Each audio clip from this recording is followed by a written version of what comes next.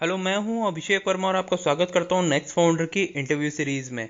आज हमारे साथ हैं स्टार्टअप गेम थ्योरी के founder and CEO Sudeep Kulkarni ji. आज हम इनसे बात करके जानेंगे इनके स्टार्टअप जर्नी की इनसाइट्स और चैलेंजेस, साथ में जानेंगे इनोवेशन और बिजनेस ग्रोथ के टिप्स। चलिए शुरू करते हैं। सुदीप जी, आपका बहुत बहुत स्वागत है नेक्स्ट फाउंडर पे। Thank you Abhishek, thanks for inviting me and ये नेक्स्ट फाउंडर जो है आप कुछ जो कुछ भी कर रहे हैं that is amazing for the founder. Thanks for supporting and thanks for having me here, it's a privilege.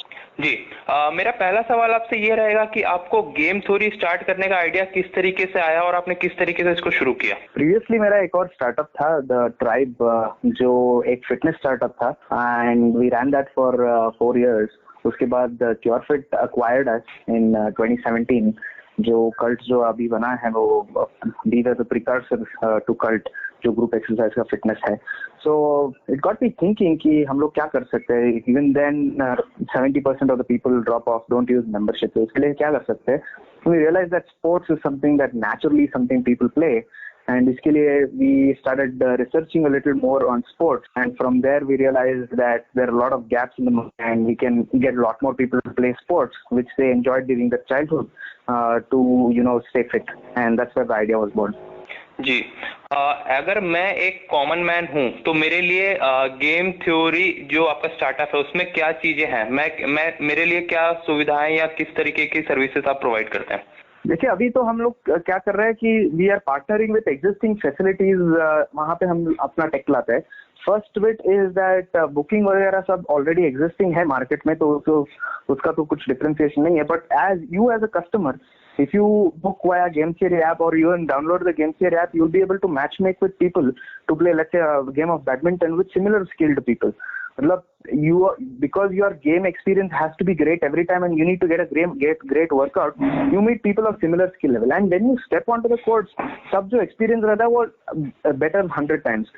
We have technologies which tell you how you're playing, tracks your movement, code, gives you heat maps, gives you analytics of the kind of shots that you're playing, and a whole bunch of things. It takes pictures of you, sends your phone from your game to excite you, and you can share it with your friends and family to tell them how you're playing. A whole bunch of the entire experience around it is almost like a pro gaming experience. जी, आपने जब आपने startup का अपना decision लिया कि मुझे startup करना है, तो उस दौरान पे फैमिली का किस तरीके से रिएक्शन था, उनका किस तरीके से सपोर्ट आया आपको? जैसे मैंने अभी बताया, ये मेरा सेकंड स्टार्टअप है, तो सेकंड टाइम में थोड़ा इजी हो जाता है। फर्स्ट टाइम में बहुत प्रॉब्लम हुआ था क्योंकि मैं इंजीनियर भी हूँ, भारत इलेक्ट्रॉनिक्स में काम करता था। वहाँ पे डेप्यूटी इंजीनियर था जो कैंपस प्लेसमेंट से हुआ था, तो वो 2009 के रिसेशन के टाइम में था। और उसके बाद गवर्नमेंट जॉब छोड़ के उस टाइम पे और एक स्टार्टअप का शुरू करना तो मतलब बहुत ही शॉकिंग था सबको। मेरे पेरेंट्स को भी शॉकिंग था। सब घर पे आके बोलते थे मम्मी और पापा को कि ऐसा मत करने दो उसको, उसका लाइफ बिगड़ जाएगा, वो सब था। मगर my parents were very supportive and they came out, and although they didn't like it, but when I took a decision, they came out and helped me. जी, सिंस ये आपका सेकंड स्टार्टअप है तो मेरे हिसाब से आपको फंडिंग में जो इनिशियली बूटस्ट्रैप ही किया होगा, लेकिन फिर भी मैं आपसे पूछना चाहूंगा आपने स्टार्टअप के लिए किस तरीके से इनिशियल फंडिंग मैनेज करी? We bootstrapped a little bit at the beginning, but even before we went on to start the business, on paper plan पे हमने एक एंजल राउंड फैमिली और फ्रेंड से रेज किया था। जो हमने नेटवर्क बनाया था ट्राइब बिजनेस स्टार्ट करते हुए, उस टाइम पे से जो हम लोगों को मालूम था जो जन इन्वेस्ट कर सकते हैं उनको कांटेक्ट किया, और उनसे हमने early on angel funding round raise किया, और उसके बाद उनके नेटवर्क ने भी पार्टनर इन्वेस्ट किया हम पे। तो वो हमारा अर्ली स्टेज था। और उसके बाद टेक्स्टार्स जो है, we got selected in the top 10 class of 2020, and they invested a little bit in us as well. जी, आपके साथ एक थोड़ा स्पेशल केस भी है कि आपका जो फर्स्ट स्टार्टअप था उसको आपने एग्जिट किया और आपने ये न्यू स्टार्टअप अपना शुरू किया, तो वो जो बीच का ट्रांजिशन फेज था उसमें आपके क्या एक्सपीरियंसेस रहे? वो शायद मेरे ख्याल से वो बहुत डिफिकल्ट टाइम था, क्योंकि एक एग्जिट करने के बाद 3-4 आइडिया आ जाते हैं कि ये करना है वो करना है, और then you are trying to prove points to say that which one is better. So I struggled with that for quite some time, and decide नहीं कर पा रहा था कि कैसे करें। And finally it took me a lot of time. 2 साल के बाद मैंने स्टार्ट किया गेम थियरी को। तब तक मैं बहुत डिफिकल्ट टाइम था, ढूंढ रहा था आंसर, कुछ मिल नहीं रहे थे, तो सब कुछ किया। बाद में फाइनली एक दिन डिसाइड किया कि after I had enough data points. जी बिल्कुल। आपने जो प्रोडक्ट या आपने जो अपनी सर्विसेज डेवलप करी, तो वो जो जर्नी रही उसमें क्या आपके एक्सपीरियंसेस रहे, किस तरीके के चैलेंजेस आए आपको? चैलेंजेस तो बहुत है। मैं हमेशा बोलता हूँ अपना टीम को कि when you are creating a startup, जो मार्केट में नहीं है, तो नया बना रहे हो कुछ, तो ये एक थॉट है कि you are creating your own reality, and उस रियलिटी में बहुत सारे चैलेंजेस आएंगे, क्योंकि ये तुम्हारा रियलिटी बनाने के लिए दूसरों को बिलीव करना पड़ता है उस रियलिटी में। तो बहुत चैलेंज तो इंक्रीमेंटली बहुत आते हैं, और मैं ये बिलीव करता हूँ कि every time I question one thing, is my team capable of solving these challenges? So if you ask me, I again go back to the team. The challenge, सबसे बड़ा challenge जो था वो राइट टीम को attract करने के लिए, और वो भी कम सैलरी देते हुए उनको थोड़ा इक्विटी देके। So that is the biggest challenge. I think if that challenge is solved, any startup will be able to succeed and solve individual product-based challenges which happen over a period of time. जी, एक startup में finance को manage करना एक important task होता है in the right areas, तो इसमें आपके क्या लेसन्स हैं? ये तो मेरा भी प्रॉब्लम है, because finance is a hard thing, although we understand finance, but वो एक ऐसा बड़ा क्रीचर है जो हैंडल करना बहुत मुश्किल है। तो इसलिए I take help from chartered accountant जो हमारे साथ प्रीवियसली काम किए थे, और अभी हमारे साथ फिर से काम कर रहे हैं। तो गाइडेंस लेना from the right person is going to be very important finance के लिए, because even now our finance team reminds us कि हम लोग ज्यादा स्पेंड कर रहे हैं वरना लेस कम स्पेंड कर रहे हैं। That differentiation, that constant person, one person who will help you, जो आपका सीए हो सकता है या को फाउंडर हो सकता है, that is very important. I think you need to have that one person. हाँ, गेम थ्योरी को लेकर आपके क्या विजन है एंड क्या फ्यूचर गोल्स हैं? हमारा गोल नेक्स्ट 3 years में we want to grow to 3000 code in the number of codes that we will be putting it out on our platform and conducting coaching. और next 3 years में we want to grow to Chennai, Hyderabad and Delhi NCR. वहाँ पे हमारा technology के साथ our goal is to excite a lot more users and help people stay fit by offering something that they enjoy a lot more rather than going to a gym. So in essence, we are changing how fitness is perceived in India and how fitness is achieved in India. जी, जो आपकी previous startup था और आपका जो अभी recent startup है, तो इसमें दोनों में क्या अलग अलग आपने अप्रोचेस लिए थे और बेटर वन कौन सा रहा?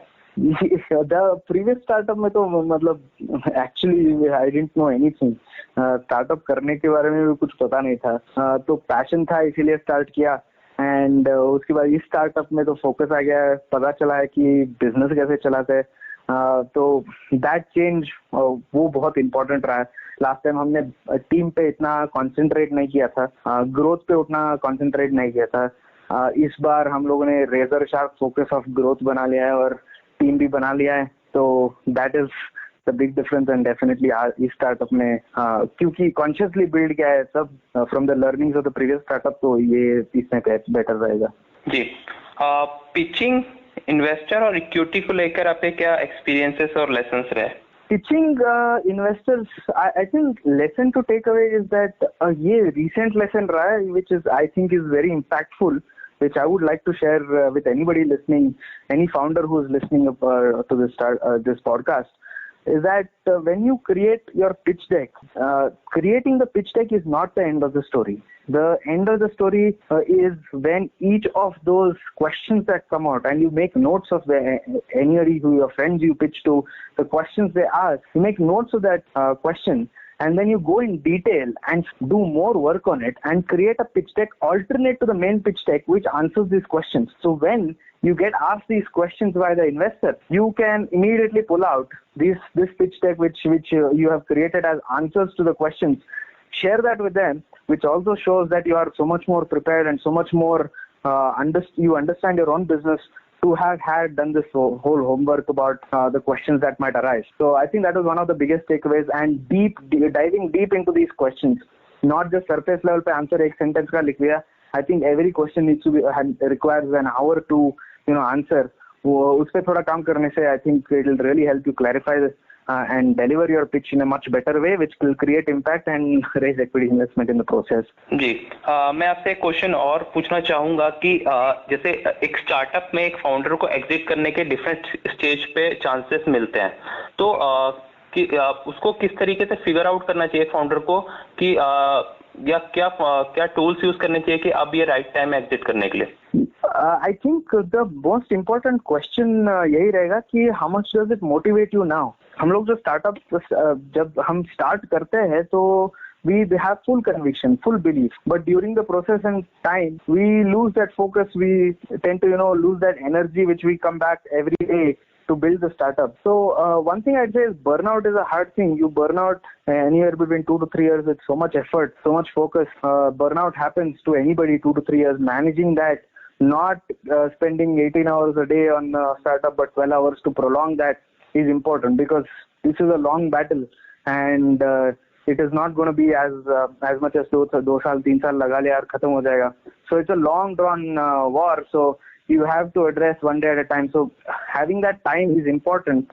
And then the exit, when you are no more excited about it, when you think you can't do it, and the most important bit that the business might not require you anymore is when you can think of exit. And there are multiple ways for you to exit. But I think you coming to a point where the business doesn't require you anymore and is built to that point and it doesn't motivate you anymore is when you should think of the multiple means of exit. Sudeep जी, मैं आपसे आखिरी सवाल पूछना चाहूंगा कि आप हमारे budding entrepreneurs को क्या एडवाइस करना चाहेंगे? मोस्ट इम्पोर्टेंट तो टीम रहेगा. टीम पे फोकस करो, 100% टीम पे फोकस करो पहले, एटलीस्ट फर्स्ट 6 months. उसके बाद भी शायद 2 साल के लिए फुली फोकस रहो टीम पे. कैसा टीम बना रहे हो जो is lasting for multiple years and you are willing to work with that person. No matter what argument you have, he is going to come back and work with you on your vision and mission. While you take inputs of their views is very important. So the team becomes a very, very critical element.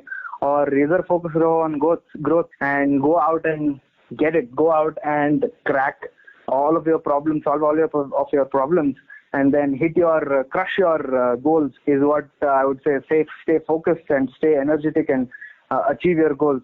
Don't give up on it is what I would say. जी, Sudeep ji, interview के लिए धन्यवाद और next founder की तरफ से आपको शुभकामनाएं. Thank you so much for having me here. इसी तरह स्टार्टअप इनसाइट्स के लिए बने रहिए नेक्स्ट फाउंडर के साथ. आज के इंटरव्यू की अपनी लर्निंग कमेंट बॉक्स में जरूर लिखिए और हमें बताइए. अगर आपके कोई सवाल है फाउंडर से तो आप कमेंट बॉक्स में पूछ सकते हैं. इसी तरह हम फाउंडर की स्टोरी लाते रहेंगे. Thank you. Please like, subscribe and share.